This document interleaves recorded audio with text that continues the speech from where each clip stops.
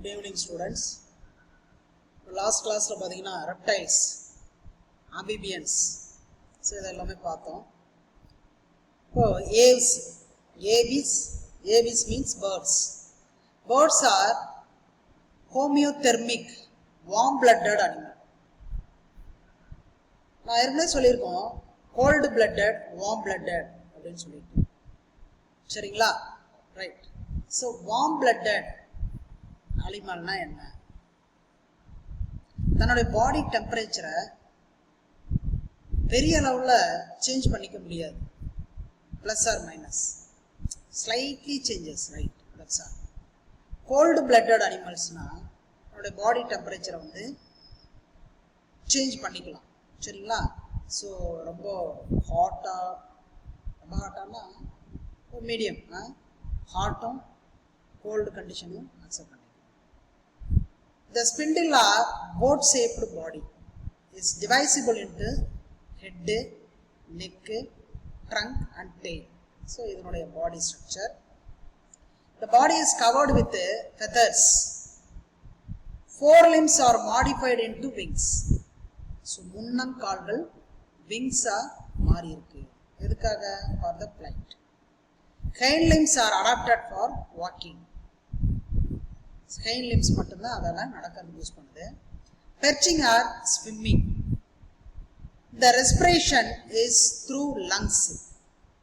Respiration lungs வழியா தான் நடக்குது. Which have air sac. இதுக்கு வந்து காற்று அறைகள், பைகள் காணப்படுகிறது. Bones are filled with air. காற்று நிரம்பிய எலும்புகள், போன்ஸ் இதுக்கு உண்டு. அதனால இதுக்கு வந்து நிமோட்டிக் போன் அப்படின்னு சொல்றோம். Pneumatic bones are present in birds which reduce the body weight. எதுக்காக இது இந்த போன்ஸ்ல வந்து காற்று நிரம்பி காணப்படுது அப்படின்னு பார்த்தீங்கன்னா இதோட வெயிட் வந்து ரெடியூஸ் ஆகுது. இட் ஹெல்ப்ஃபுல் டு ஃப்ளை, பறக்கும் போது இது ஹெல்ப்பாக இருக்கும். They lay large yolk laden egg. So ஒரு பெரிய முட்டையை வரும், அதில் வந்து நிறைய கரு உணவு யோக் அதிகமாக காணப்படும். They are covered by hard calcareous shells. இதனுடைய முட்டையோடைய அவுட்டர் செல் வந்து பார்த்தீங்கன்னா மேடப் ஆஃப் கால்சியம். ஸோ கால்சியத்தாலான ரொம்ப ஹார்டான ஓடுடைய முட்டை இது காணப்படும். அதனால இதுக்கு வந்து கல்காரிய செல்ஸ் அப்படின்னு சொல்றாங்க. Example parrot, crow, eagle, pigeon, ostrich. So இது எல்லாமே same characters. Next class mammals. Mamma, breast. Mammals are warm-blooded animal. The skin is covered with hairs. Hairs, mammals now it's a very very important special characters. Mammals having hairs. It also bears sweat and sebaceous glands. So the skin la pathina sweat gland, sebaceous gland. Sebaceous gland secretes oil. Yeah, so இந்த ரெண்டு gland. The body is divisible into head, neck, trunk and tail. தலை, கழுத்து, மார்பு, வால்பகுதி இது காணப்படும். Females have mammary glands which secretes milk for feeding the young ones. Female வந்து milk produce பண்ணும் young one கொடுக்கறதுக்காக. This is a very important features. The external ears or pinna is present. காது மடல் பின்னா இல்லையா, அது கண்டிப்பா மேமல்ஸ்க்கு இருக்கும். Heart is four chambered and they breathe through lungs. Heart வந்து நான்கு அறைகளை கொண்டதாகவும் சுவாசம் நுரையீரல் சுவாசம். பாருங்க mammals-க்கான example. The except egg-laying mammals,